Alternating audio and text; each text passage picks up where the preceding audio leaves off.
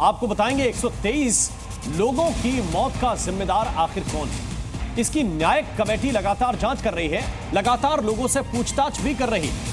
आज न्यायिक कमेटी ने 17 लोगों के बयान दर्ज किए हैं। जी हां, 17 लोगों के बयान दर्ज किए हैं। जी न्यूज पर हम आपको दिखाएंगे 2 जुलाई को हाथरस में जो कुछ भी हुआ, न्यायिक कमेटी की पूछताछ में चश्मदीदों ने क्या क्या कहा है। जी न्यूज पर ऐसी गवाही जिसने सीधे सीधे सूरजपाल उर्फ भोले बाबा को आरोपी बना दिया। चश्मदीदों ने न्यायिक जांच में साफ कहा कि बाबा ने भीड़ को अपने चरणों की धूल लेने के लिए उकसाया, जिसकी वजह से यह हादसा हुआ और 123 लोगों की जान चली गई। जी न्यूज पर 123 लोगों की मौत की गवाही के तौर पर एक नहीं बल्कि पूरे 3 गवाह हैं। इस गवाही के बाद सवाल यह भी उठ रहे हैं कि क्या नारायण साकार को नोटिस देकर पूछताछ होगी, क्योंकि अब तक बाबा के ऊपर कोई भी एफआईआर दर्ज नहीं हुई है। लेकिन गवाहों ने अब तक जो जो बयान दिए, अगर उसको आधार बनाया जाए तो निशाने पर सीधे सीधे बाबा साकार हो सकते हैं। तो क्या 3 चश्मदीदों की गवाही से 123 लोगों की मौत की वजह बनने वाले सबसे बड़े गुनहगार पर एक्शन हो सकता है? आखिर 2 जुलाई की घटना पर इन गवाहों ने ऐसा क्या कहा? अगर जानना चाहते हैं तो देखिए जी न्यूज पर 123 मौतों की सबसे बड़ी गवाही पर यह रिपोर्ट। प्रवचन के बाद में उन्होंने कहा था कि सब ठीक हो जाओगे, सबके कष्ट दूर हो जाएंगे, रज लेके जाना।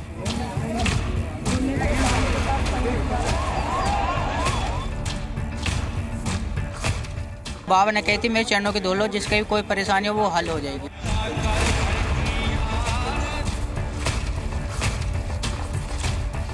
बाबा ने बोला था कि मेरे चरणों की धूल लेके जाना, सिर पे लगाना। जो जी न्यूज ने बताया वो सच साबित हुआ। हाथरस में 2 जुलाई को हुई घटना के बाद जी न्यूज पर सबसे बड़ी गवाही मौजूद है। जी न्यूज पर वो गवाह मौजूद हैं जिन्होंने अपनी आंखों से देखा, अपनी कानों से सुना। ये वो गवाह हैं जिन्होंने न्यायिक समिति के सामने उस दिन की पूरी डिटेल बताई है। इस लिस्ट में 17 लोगों के नाम हैं। इनमें से वो 3 बड़े गवाह आज जी न्यूज पर बताएंगे कि आखिर हाथरस में हादसे की वजह क्या है। सबसे पहले सुनिए जी न्यूज पर मौजूद गवाह नंबर 1 ने क्या कहा, कैसे इन्होंने बताया कि बाबा साकार ही भगदड़ का जिम्मेदार है। हाथरस में भगदड़ का गवाह नंबर 1। घटना के बारे में क्या बताया था आपने? घटना के बारे में बताया कि जब वो बाबा जी की गाड़ी जा रही थी और प्रवचन के बाद में उन्होंने कहा था कि सब ठीक हो जाओगे, सबके कष्ट दूर हो जाएंगे, रज लेके जाना। तो उस रज के चक्कर में महिलाएं और जो भीड़ दौड़ी थी रज लेने के लिए उनके काफिले के पीछे, उनके कमांडो ने रोका उनको। उसी चक्कर में अफरा तफरी मची और जो गिरता चला गया वो दबता चला गया, और उसी वजह से उन भीड़ के प्रेशर से दूसरे साइड में खेतों में जाके लोग गिरे। और क्या रज लेने के लिए कोई अनाउंसमेंट किया गया था जैसे आप लोगों ने? जी हाँ, हम लोगों ने सुना था, हम तो वहाँ खड़े थे। अच्छा। तो सुना था क्या कहते हैं, सबके कष्ट दूर हो जाएंगे, रज लेके जाना। गवाह नंबर 1 की बातों से साफ है कि बाबा ने मन से अनाउंस किया। तभी लोगों में बाबा साकार के चरणों की धूल लेने के लिए भगदड़ मची, लेकिन उसके बाद भी लोगों को रोकने की कोशिश नहीं की गई। आखिर इसकी वजह क्या थी? इस सवाल का जवाब सबसे बड़ी गवाही का पार्ट 2 सुन लीजिए। आपने आयोग के सामने अपना क्या जानकारी दी, क्या बयान रिकॉर्ड करवाया? ये कराया घटना कैसे कैसी हुई, किस कमी से हुई, और ये भी बताया कि कोई अंधविश्वास उनका, उसके बारे में बताया कि उनका इतना अंधविश्वास है और उन्होंने इसीलिए उसको घेरा लगा के घटना को छुपाने की कोशिश की कि बाबा जी सब सही कर देंगे, जिंदा कर देंगे सबको। फिलहाल बाबा साकार के खिलाफ कोई सबूत नहीं है, एफआईआर भी दर्ज नहीं है, लेकिन ये गवाही बाबा की मुश्किल बढ़ा सकता है। अगर अभी भी आपको यकीन नहीं है तो जी न्यूज पर हाथरस का गवाह नंबर 2 भी मौजूद है। सुनिए उसने न्यायिक कमेटी के सामने क्या बयान दिया। हाथरस में भगदड़ का गवाह नंबर 2। बाबा निकले थे वहाँ से पंडाल से, तो बाबा के चरणों की धूल लेने के लिए पब्लिक भागे थे। तो उनके जो कमांडो थे ना ही तो वीडियो बनाने दे रहे, ना ही कुछ। जैसे लेडीज उनकी धूल उठा नहीं पैरों की, तो उस कारण नीचे को कुछ पब्लिक ऊपर से गिरी, कुछ नीचे से गिरी, तो इस कारण। अच्छा, तो क्या अनाउंसमेंट भी किया गया था? हाँ, बाबा ने कही थी मेरे चरणों की धूल लो, जिसकी भी कोई परेशानी हो वो हल हो जाएगी। अच्छा, ये आपने सुना था? जी। अच्छा, आप वहीं मौजूद थे? सब वहीं पे थे। हमने भी देखा थी कि बाबा कौन से हैं, कहाँ हैं। हमने पहली बार देखा बाबा कैसे हैं। इन दो गवाहों के बयान से साफ है कि 2 जुलाई को सत्संग के बाद हजारों की संख्या में लोग भोले बाबा के काफिले के पीछे दौड़े और चरणों की धूल को माथे पर लगाने की कोशिश की गई। इस बीच भीड़ में दबकर कई महिलाएं और बच्चे जमीन पर गिर पड़े। अब हाथरस भगदड़ के तीसरे गवाह से हादसे का आंखों देखा हाल सुनिए। हाथरस में भगदड़ का गवाह नंबर 3। बाबा ने बोला था कि मेरे चरणों की धूल लेके जाना, तो ये चीज़ बोली थी कि अपने सिर पे लगाना उनको, अपने परिवार वालों की जिसको कोई अगर कष्ट हो, कोई रोग हो, इसके लिए। यही लोग उन्होंने हमसे पूछा। ये आप लोगों ने सुना था? जी, हमने अपने कानों से सुना था, वहाँ पे खड़े हुए थे ना घटनास्थल पे। तो ये अनाउंसमेंट किया गया था मंच से? जी, अनाउंसमेंट हुआ था। पूरे जो माइक से लाउड स्पीकर लगा होता, स्पीकर लगे हुए थे जगह जगह, उनसे अनाउंस हुआ था। हैरत की बात है कि भगदड़ के बाद मौके पर पाखंडी बाबा साकार रुका भी नहीं, बल्कि वहां से फौरन फरार हो गया। जी न्यूज आपको ये खबर शुरू से दिखाता रहा है, लेकिन न्यायिक कमेटी के सामने आए गवाहों ने आज भी जी न्यूज की खबर पर मुहर लगा दी। जी न्यूज पर 3 गवाहों के बयान से जाहिर है कि अगर बाबा मन से अपने पैरों की धूल यानी रज लेने के अनाउंसमेंट नहीं करता तो शायद इतनी बड़ी घटना न होती। ऐसे में सवाल ये भी है कि अगर बाबा साकार ही हादसे का जिम्मेदार है तो उस पर अब तक एफआईआर क्यों नहीं हुई। राजुल राज, जी मीडिया, हाथरस। और जी न्यूज पर हाथरस कांड के तीनों गवाहों के बयान से यह साफ जाहिर होता है कि बाबा साकार ही इस हादसे का सबसे बड़ा गुनहगार है। पुलिस की पूछताछ में यह बात भी सामने आई कि जानबूझकर भीड़ के बीच से गाड़ी निकाली गई। हाथरस पुलिस के अनुसार पूछताछ में भी यह बात सामने आई है कि बाबा के सेवादारों ने उन्हें गाड़ी को भीड़ के बीच से निकाला, जबकि उन्हें इस बात की जानकारी थी कि भीड़ से गाड़ी निकालने के समय चरण रज के लिए भगदड़ मच सकती है। फिलहाल मामले की अभी भी जांच चल रही है। दूसरी बात यह भी है कि सत्संग में किसी भी व्यक्ति की वीडियोग्राफी और फोटोग्राफी करने से सबको रोका जाता था। पूछताछ में यह भी साफ हो चुका है कि भीड़ को संभालने का कोई प्रयास नहीं किया गया और सभी मौके से फरार हो गए।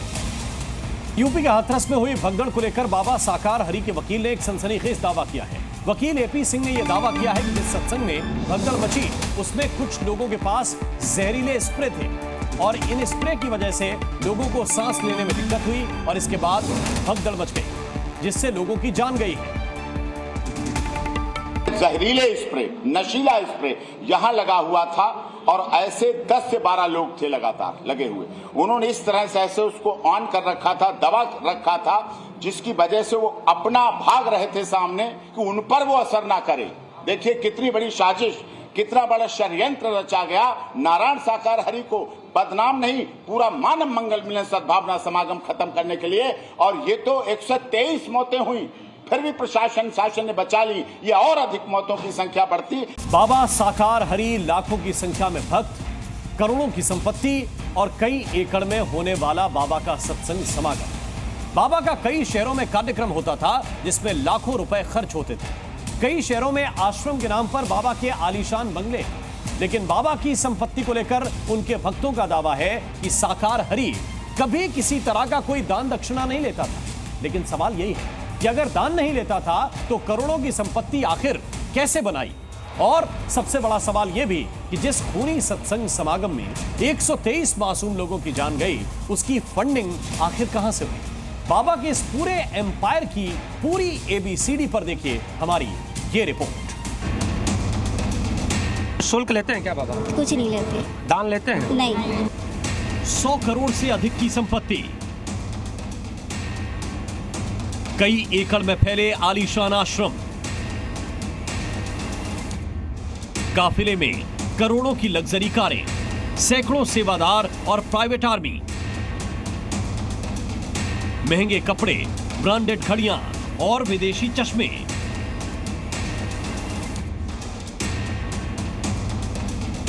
ये शानो शौकत है उस पाखंडी बाबा की जिसके सत्संग समागम में बद इंतजामी ने 125 लोगों की जान ले ली। लेकिन बड़ा सवाल है कि आखिर हाथरस के उस खूनी सत्संग की फंडिंग कहां से हुई थी, क्योंकि बाबा साकार के मायाजाल में फंसे भक्तों का दावा है कि उनसे किसी तरह का दान नहीं लिया जाता था। दान लेते हैं? नहीं, कभी एक फूल भी नहीं। फल भी अर्पण किया नहीं, जाता है? पंचद्रव्य अर्पण किए जाते हैं? कुछ भी नहीं। ऐसे में सवाल बड़ा है कि अगर बाबा दान नहीं लेता था तो हाथरस जैसे भव्य समागम के लिए पैसा कहां से आता था। बाबा को लेकर जारी जांच में कई चौंकाने वाले खुलासे हुए हैं, लेकिन हैरानी की बात है कि बाबा के इस काले साम्राज्य का पूरा सिस्टम अब भी एक अबूझ पहेली बना हुआ है। इसमें कोई दो राय नहीं है कि इस लाइफ स्टाइल को मेंटेन करने में महीने के करोड़ों रुपए खर्च होते होंगे, फिर चाहे वो सेवादारों और प्राइवेट आर्मी की सैलरी हो, बाबा का वार्डरोब हो या फिर इन आलीशान कोठियों या कथित आश्रम का रखरखाव। और जब सी न्यूज की टीम बाबा की संपत्ति के सोर्स को खंगालने निकली तो कई चौंकाने वाले सच सामने आए। हम आपको बाबा की संपत्ति की एक एक डिटेल देंगे, लेकिन पहले सुनिए कि करोड़ों की संपत्ति इकट्ठा करने वाला साकार हरि कैसे अपने भक्तों को भ्रम जाल में फंसाए हुए था। शुल्क लेते हैं क्या बाबा? कुछ नहीं लेते। दान लेते हैं? नहीं। क्या कहते हैं बाबा? बाबा ये कहते हैं आपस में प्रेम रखो, मानव मानव से प्रेम करो, बस यही कहते हैं। कभी आपने कुछ देने का प्रयास किया? गुरु हैं? कभी नहीं लेते वो किसी से, कभी कुछ ना जिसको लेते। गुरु मानते हैं कुछ ना कुछ तो दिया जाता है। गुरु पूर्णिमा को? नहीं, कुछ भी नहीं, सिर्फ जाओ अपने आराम से नमन करो, उनके वचन सुनो, चले आओ। करोड़ों की संपत्ति इकट्ठा करने वाले बाबा ने अपने भक्तों को किस कदर भ्रमित कर रखा था, ये उसकी बानगी भरे। बाबा एक तरफ तो अपने भक्तों से पैसों की जगह अपनी बुरी आदतें दान करने को कहता था, लेकिन दूसरी तरफ इनकी आस्था और श्रद्धा का व्यापार कर बंगलों में महंगे पेंट और टाइल्स लगवाया करता था। कुछ भी दान, यही दान है कि हम अपने दुष्कर्म छोड़ें और सत्य रत्ता पे चलें, मानव मानव से प्यार। शुल्क दान या कभी किसी चीज का दान? कभी एक फूल भी नहीं। इस विशाल साम्राज्य का काला सच कुछ और है। भक्तों को बताया जाता था कि बाबा दान के रूप में कुछ भी नहीं लेते थे, लेकिन जब हम बाबा के मैनपुरी स्थित आश्रम पहुंचे तो वहां 4 करोड़ के आश्रम की पूरी फंडिंग हमारे सामने थी। इसमें 1000 से लेकर 1 लाख तक चंदा देने वालों की डिटेल थी। बाबा की जो मैनपुरी आश्रम है उसके बाहर ये देखिए, आपको ये पूरी की पूरी दानदाताओं की ये जो लिस्ट लगी हुई है, ये देख लीजिए। यहाँ पर आपको 1000 से लेकर जो लाखों तक का जो दान है उसका पूरा विवरण यहाँ पर आपको अंकित मिलेगा। हालांकि दावे तमाम किए जा रहे हैं, दावे ये किए जा रहे हैं कि किसी भी आयोजन के लिए किसी भी तरह का कोई फंड नहीं लिया जाता है, किसी से कोई पैसा नहीं लिया जाता है। हालांकि ये जो लिस्ट है वो इस आश्रम से जुड़े निर्माण और अन्य कार्यों के लिए जो दान मिला था उसकी लिस्ट है। ये तो बात हुई मैनपुरी आश्रम की, लेकिन बाबा ने पाखंड और अंधविश्वास की मदद से करीब 2 दर्जन ऐसे आलीशान आश्रम तैयार कर रखे थे। यूपी में सूरजपाल के करीब 25 आश्रम हैं। हर जिले में फंडिंग को मैनेज करने के लिए ट्रस्ट बनाया गया है। साथ ही एक कमेटी भी है जिसे लोग हम कमेटी के नाम से जानते हैं। सत्संग के लिए आम लोगों से चंदा नहीं लिया जाता है, जो लोग कमेटी में होते हैं वही पूरा खर्च देखते हैं। वहीं पुलिस की जांच में अब राजनीतिक फंडिंग की बात भी सामने आई है, यानी पॉलिटिकल पार्टी से भी बाबा को पैसा मिलता था। ऐसा लगता है कहीं ना कहीं ये जो इनका समारोह है कहीं ना कहीं किसी पॉलिटिकल दल द्वारा फंडिंग हो रही है, पोषित किया जा रहा है। जाहिर है कि अंधविश्वास का धंधा जमाकर बड़े बड़े आश्रम और समागम का आयोजन करने वाले साकार हरि की अर्थव्यवस्था के कई आधार थे और उसकी इकोनॉमिक्स को लेकर कई सवाल हैं, जिस पर आने वाले वक्त में कुछ और चौंकाने वाले खुलासे हो सकते हैं। मैनपुरी से नीतीश पांडे के साथ ब्यूरो रिपोर्ट, सी मीडिया। और आइए अब आपको ग्राफिक्स के जरिए बाबा की संपत्तियों की जानकारी भी देते हैं, जिससे आपकी पूरी आश्रम इकोनॉमिक्स को आप समझ पाएंगे। पहले उस आश्रम की कहानी जहां बाबा रहता है, इसको आपको बहुत गौर से समझना चाहिए। मेन ठिकाना है मैनपुरी का बिछुआ आश्रम। यूपी में कहीं भी कार्यक्रम होता है, बाबा यहीं से जाता और आता है। इसकी कीमत करीब 4 करोड़ रुपए है और यहाँ 80 सेवादार तैनात रहते हैं। 21 बीघा में फैले इस आश्रम का मालिक सीधे तौर पर भोले बाबा यानी कि सूरजपाल नहीं है। आश्रम राम कुटीर चैरिटेबल ट्रस्ट के नाम पर है। अब बाबा के दूसरे आश्रमों को भी आप जानें, यह भी बहुत जरूरी है। कानपुर में बाबा का एक आश्रम है, यह 14 बीघा में फैला हुआ है। आश्रम के आसपास ऐसा खौफ है कि गांव के लोग वहां से निकल नहीं सकते। यहां पर करीब 10 सेवादार हमेशा रहते हैं, जो आश्रम में रहकर पूजा पाठ किया करते हैं। भवन के अंदर वीवीआईपी व्यवस्थाएं की गई। अब बाबा के एक और आश्रम के बारे में आपको बताते हैं, वो भी आप देखिए। इटावा में 15 बीघा में बाबा का आश्रम है। जानकारी के अनुसार सत्संग स्थल का निर्माण गांव के लोगों ने करवाया था। इसमें कई कमरे हैं, एक बड़ा सा हॉल है, मंच भी बना हुआ है। हालांकि यहां अब ताला लगा हुआ है। स्थानीय लोगों के मुताबिक बाबा किसी बात से नाराज हो गए थे, जिस वजह से आश्रम खाली पड़ा हुआ है। इस आश्रम के निर्माण के लिए गांव वालों से चंदा लिया गया। अब बाबा के एक और आश्रम का रिकॉर्ड आपको बताते हैं, जरा ये भी आप देखिए। नोएडा के सेक्टर 87 में भी बाबा का एक आलीशान आश्रम है। आश्रम में बड़े बड़े गेट लगे हुए हैं। बताया जा रहा है कि काफी समय से बाबा इस आश्रम में नहीं आया। इसी तरह कासगंज में बाबा के पैतृक गांव बहादुर नगर पटियाली में उनका भव्य आश्रम है, जो साकार हरि का पहला आश्रम था। यहीं से बाबा के साम्राज्य की शुरुआत हुई थी। आश्रम हरि चैरिटेबल ट्रस्ट के नाम पर है। कई बीघा जमीन पर यह आश्रम बना हुआ है। पूरे आश्रम के चारों ओर ऊंची ऊंची दीवारें भी बनाई गई। और हाथरस में हुए हादसे ने सबको झकझोर कर रख दिया। यह ऐसा हादसा था जिसने एक पाखंडी बाबा के शिकार हुए भोले भाले भक्तों को मौत के मुंह में धकेल दिया। ये भक्त बाबा के फैलाए अंधविश्वास की उस गहरी खाई में जा गिरे, जहां से वो फिर निकल ही नहीं पाए। ऐसे हादसे फिर ना हो, इसके लिए मुख्यमंत्री योगी आदित्यनाथ बेहद सख्त हो गए। सीएम ने अधिकारियों को कड़ी कार्रवाई करने के निर्देश देने के साथ ही यह भी साफ कर दिया है कि आरोपी बचेंगे नहीं। इस बीच राहुल गांधी ने मुख्यमंत्री योगी आदित्यनाथ को एक चिट्ठी लिखी है। इस चिट्ठी में क्या था, आपको दिखाते हैं इस रिपोर्ट में।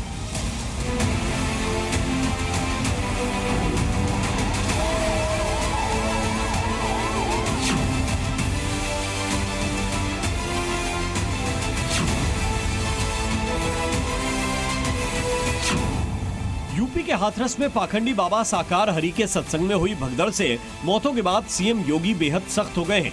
कानून व्यवस्था को लेकर किसी भी तरह की लापरवाही ना हो, इसके लिए सीएम योगी लगातार अधिकारियों के साथ मीटिंग कर उन्हें जरूरी कदम उठाने के निर्देश दे रहे हैं। इसके पीछे सिर्फ एक ही वजह है, और वो ये कि ऐसे हादसे दोबारा ना हो।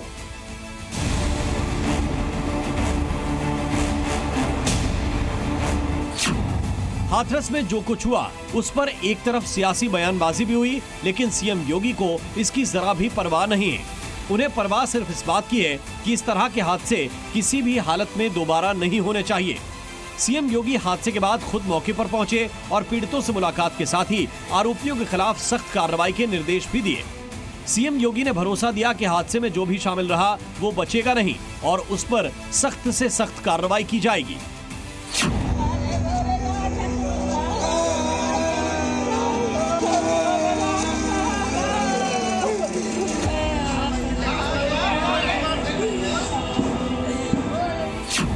पिछले 4-5 दिनों से सीएम योगी लगातार अधिकारियों के साथ मीटिंग कर रहे हैं। सीएम योगी ने हाथरस हादसे पर अधिकारियों को निर्देश दिए, जिसमें उन्होंने साफ कहा कि हाथरस जैसा हादसा दोबारा ना हो, आरोपियों पर सख्त कार्रवाई हो, किसी भी आरोपी को बख्शा ना जाए। हादसा था या साजिश, इसकी जांच हो, कानून व्यवस्था को कड़ा किया जाए, नियमों का पालन नहीं करने वालों पर कार्रवाई हो। उत्तर प्रदेश की कानून व्यवस्था को और मजबूत करने के लिए यूपी के सीएम योगी आदित्यनाथ ने आज अधिकारियों को निर्देश जारी किए। सीएम ने हाथरस घटना को लेकर भी बनाई जाने वाली एसओपी को लेकर उत्तर प्रदेश के मुख्य सचिव और डीजीपी को भी निर्देश जारी किए हैं। हाथरस घटना के बाद उत्तर प्रदेश शासन अब नए तरीके से एसओपी का गठन करने जा रहा है। ऐसे में यूपी के सीएम इस पूरे मामले को लेकर बेहद गंभीर हैं और उन्होंने अधिकारियों को निर्देश जारी कर दिए हैं। सीएम योगी ने इसके साथ ही उन लोगों को भी नसीहत दी जो मामले पर सियासी बयानबाजी करते नजर आए। सीएम ने पीड़ितों के प्रति संवेदना व्यक्त करते हुए कहा था कि जो लोग मामले पर राजनीति कर रहे हैं वो बेहद निंदनीय है। लेकिन इसके बाद भी एक बार फिर कांग्रेस नेता राहुल गांधी ने पीड़ितों के मुआवजे के बहाने सीएम योगी को घेरने की कोशिश की। राहुल ने सीएम योगी को एक चिट्ठी लिखकर पीड़ितों का मुआवजा बढ़ाने की मांग की। राहुल गांधी ने इस बात का जिक्र सोशल मीडिया में अपनी एक पोस्ट के जरिए भी किया। राहुल ने अपनी चिट्ठी में लिखा कि सरकार की तरफ से घोषित मुआवजा पर्याप्त नहीं है, पीड़ितों के लिए मुआवजे की राशि को बढ़ाया जाए, जल्द से जल्द पीड़ितों को मुआवजा मिले, घायलों का समुचित इलाज कराया जाए, घायलों को भी उचित मुआवजा मिले। पीड़ित परिवारों के प्रशासन से कई सवाल हैं। स्थानीय प्रशासन लापरवाह और संवेदनहीन है और आरोपियों को कठोर सजा दी जाए। इससे पहले जब राहुल गांधी 5 जुलाई को हाथरस में पीड़ित परिवारों से मिले थे, तब भी उन्होंने हादसे के लिए प्रशासन को जिम्मेदार ठहराया था। प्रशासन की कमी तो है जी, और गलतियां तो हुई हैं, फोन थोड़ा साइड करिए, तो ये पता लगाना चाहिए। और शायद सबसे जरूरी बात कि कॉम्पनसेशन सही मिलना चाहिए। राहुल गांधी हादसे के लिए भले ही प्रशासन को जिम्मेदार ठहरा रहे हो, लेकिन सीएम योगी इस पर सियासी बयान देने की जगह सिर्फ इस बात पर फोकस कर रहे हैं कि ऐसे हादसे दोबारा ना हो। लोग यूं ही किसी भगदड़ का शिकार होकर अपनी जान न गंवा बैठे। नियमों का पालन न करने वालों पर सख्त कार्रवाई हो। प्रशासन की अनुमति के बिना ऐसे आयोजन ना हो और कोई भी कानून व्यवस्था से खिलवाड़ करने की हिम्मत ना कर पाए। ब्यूरो रिपोर्ट, जी मीडिया। और आइए अब बात करते हैं राहुल गांधी के नए अवतार की। 2024 चुनाव के नतीजों ने कांग्रेस को संजीवनी दी, तो राहुल गांधी उसका पूरा सियासी फायदा उठाने में जुटे हैं। वहीं INDIA गठबंधन का भी राहुल को पूरा समर्थन मिल रहा है, साथ मिल रहा है। पहले गुजरात, फिर यूपी का हाथरस और अब राहुल मणिपुर के जरिए कैसे केंद्र सरकार और बीजेपी को घेर रहे हैं, उस पर आपको ये रिपोर्ट देखनी चाहिए। पहले लोकसभा में एग्रेसिव अपीयरेंस, सर हमने कहा कि एक दिन का डिस्कशन अराउंड, फिर हाथरस से केंद्र और राज्य सरकार पर निशाना। प्रशासन की कमी, उन्होंने कहा कि जो अरेंजमेंट वहां पुलिस का होना चाहिए था वो नहीं। उसके बाद गुजरात से बीजेपी को चैलेंज। गुजरात के चुनाव में मैं आपको बता रहा हूं, हम सब मिलकर इनको गुजरात में हराने जा रहे हैं। और अब मणिपुर दौरा। ये 2024 चुनाव के बाद राहुल गांधी का नया रूप है। लोकसभा चुनाव के नतीजे की संजीवनी के असर से उत्साहित राहुल गांधी ने अपनी इमेज को बदलने के लिए पूरी ताकत झोंक दी है। लोकसभा में 99 सीट जीतने पर कांग्रेस को 10 साल के बाद विपक्षी पार्टी का दर्जा मिला और राहुल गांधी को नेता प्रतिपक्ष की जिम्मेदारी। अभी राहुल गांधी को नेता प्रतिपक्ष बने 1 महीना भी नहीं हुआ और राहुल गांधी सरकार पर निशाना साधने का कोई मौका नहीं छोड़ रहे हैं। 17वीं लोकसभा के दौरान विपक्ष ने मणिपुर को बड़ा मुद्दा बनाया था। पिछले साल मॉनसून, शीतकालीन और बजट सत्र में केंद्र सरकार पर जमकर निशाना साधा। हालांकि उस वक्त विपक्ष संख्या बल में कमजोर था, लेकिन अब हालात अलग हैं। 18वीं लोकसभा के दौरान जब राष्ट्रपति के अभिभाषण पर चर्चा हो रही थी, उस वक्त भी राहुल गांधी ने मणिपुर का मुद्दा उठाया था, जिसमें राहुल ने मणिपुर में गृह युद्ध जैसे हालात की बात करते हुए सरकार पर निशाना साधा था। मणिपुर को आपने सिविल वॉर में डुबा दिया है। मणिपुर को आपने और आपकी योजनाओं ने, आपकी पॉलिटिक्स ने जला दिया है। और आज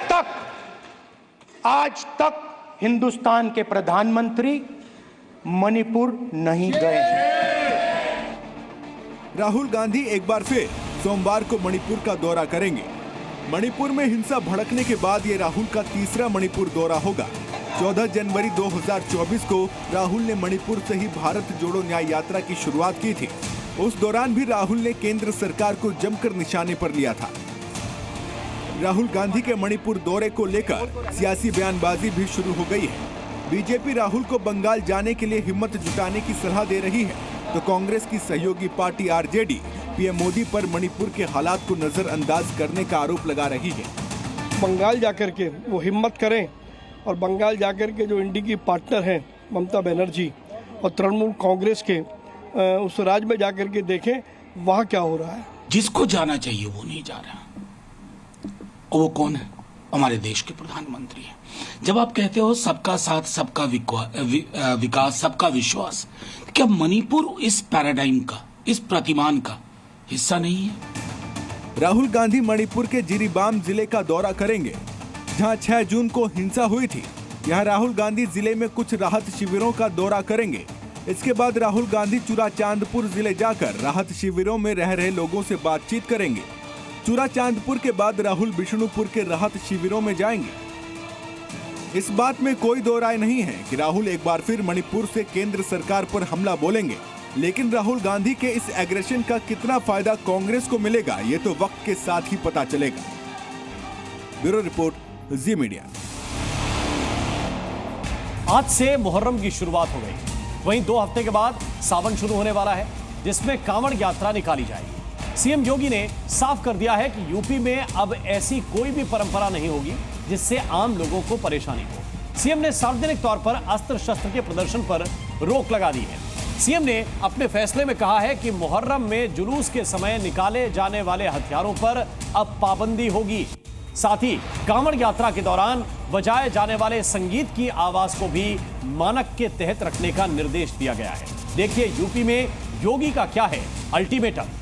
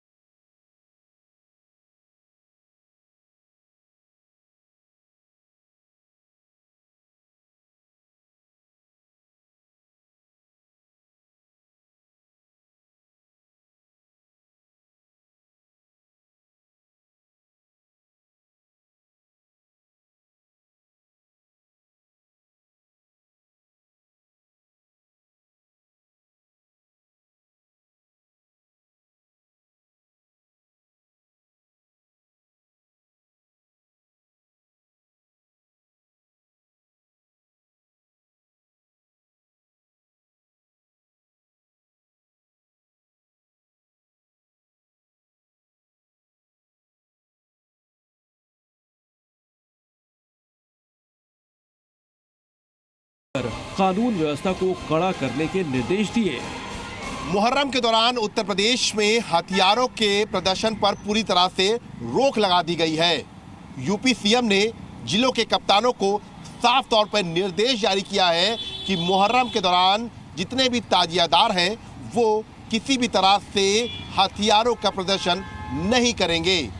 यूपी में लगातार हथियारों के प्रदर्शन के दौरान कहीं न कहीं पर कोई वारदात हो जाती है, जिसको लेकर यूपी सीएम ने मुहर्रम के दौरान हथियारों के प्रदर्शन पर पूरी तरह से प्रतिबंध लगा दिया है।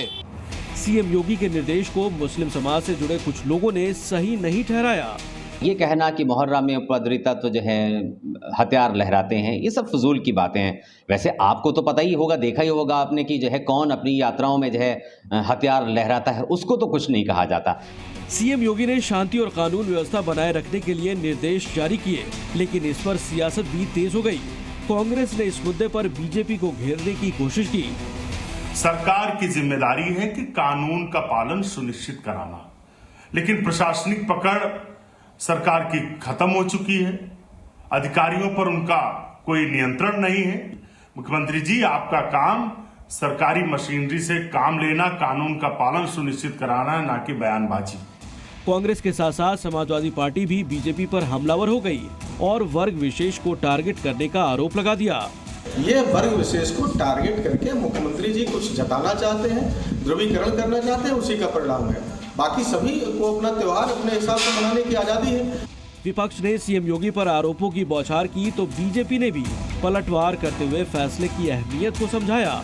त्योहारों पर शांति व्यवस्था कायम रहे, कानून व्यवस्था कायम रहे, ये प्राथमिकता है। किसी भी प्रकार के अराजक तत्वों को कोई बढ़ावा न मिलने पाए और कोई भी नए रीति रिवाज, नई परंपराएं न शुरू होने पाए, इसको लेकर के स्पष्ट निर्देश है। वो चाहे नवरात्रि के आज पूजा पंडाल लगने हो या मुहर्रम के ताजिया के जुलूस निकलने हो, किसी तरह की नई परंपरा नहीं हो सकती। और सार्वजनिक स्थल पर शस्त्रों का प्रदर्शन पूरी तरह से प्रतिषेध किया गया है, इसको रोका गया है और जो भी इसका उल्लंघन करने का प्रयास करेगा उसके खिलाफ कठोर दंडात्मक कार्रवाई होगी। सीएम योगी ने जब से यूपी की कमान संभाली है तब से अब तक यूपी में जिसने भी माहौल खराब करने की कोशिश की है उसके खिलाफ कड़ी कार्रवाई की गई है। यही वजह है कि अब यूपी की सड़कों पर पत्थरबाजी नहीं होती, लोग अपने को सुरक्षित महसूस करते हैं और लोगों में सुरक्षा की इसी भावना को बनाए रखने के लिए सीएम योगी ने धार्मिक यात्राओं में अस्त्र शस्त्र के प्रदर्शन पर भी रोक लगा दी है। जिस पर सियासी बयानबाजी तेज है। ब्यूरो रिपोर्ट, जी मीडिया। और आइए बात करते हैं ओडिशा के मशहूर जगन्नाथपुरी रथ यात्रा की। आपको कुछ तस्वीरें दिखाते हैं। पुरी में भगवान जगन्नाथ रथ यात्रा को लेकर लोगों में जबरदस्त उत्साह देखा गया है और ये 2 दिनों तक चलने वाली रथ यात्रा है, जिसकी तस्वीरें इस वक्त हम आपको दिखा रहे हैं। आज से इसकी शुरुआत हो गई है। ऐसा 53 साल बाद हो रहा है कि पुरी की रथ यात्रा 2 दिनों की होगी। इस बार रथ यात्रा में राष्ट्रपति द्रौपदी मुर्मू भी शामिल हुई हैं। इस दौरान पुरी की सड़कों पर भक्तों का सैलाब उमड़ा है। आस्था और भक्ति के इस कार्यक्रम का हिस्सा बनने के लिए लोग देश के अलग अलग हिस्से से पुरी पहुंचे हैं। जरा तस्वीरें देखिए।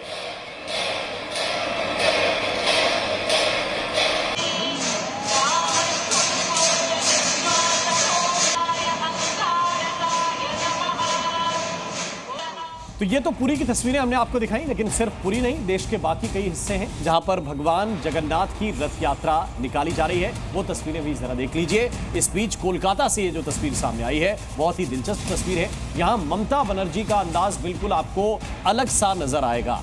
ममता बनर्जी पर विरोधी ये आरोप लगाते हैं कि वो तुष्टीकरण करती हैं। ऐसे आरोप उन पर अक्सर लगते रहते हैं। सनातन के नाम पर विरोध का आरोप भी उनके ऊपर लगता रहता है। लेकिन ममता बनर्जी आज कोलकाता में 2 कार्यक्रमों में शामिल हुई। पहला जगन्नाथ रथ यात्रा का कार्यक्रम और दूसरा इस्कॉन मंदिर का कार्यक्रम। आमतौर पर ऐसे आयोजनों से दूर रहने वाली पश्चिम बंगाल की मुख्यमंत्री ममता बनर्जी ने लोगों को रथ यात्रा के अवसर पर बधाई भी दी। इस्कॉन मंदिर में ममता बनर्जी ने पूजा अर्चना के बाद भगवान की आरती उतारी। ममता बनर्जी ने अगले साल से पूर्वी मेदिनीपुर जिले के दीघा में निर्माणाधीन जगन्नाथ मंदिर से रथ यात्रा शुरू करने का आश्वासन भी दिया।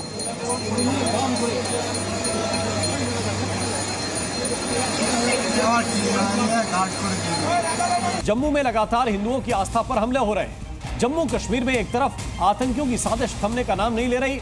एक तरफ दहशतगर्दों ने कुलगाम में आतंकी हमला बोला, तो दूसरी तरफ एक बार फिर मंदिर को निशाना बनाया गया। इस बार जम्मू के नरकोटा में हनुमान मंदिर में तोड़फोड़ की गई। आखिर जम्मू में इस डबल अटैक का मतलब क्या है, आपको दिखाते हैं ये पूरी रिपोर्ट।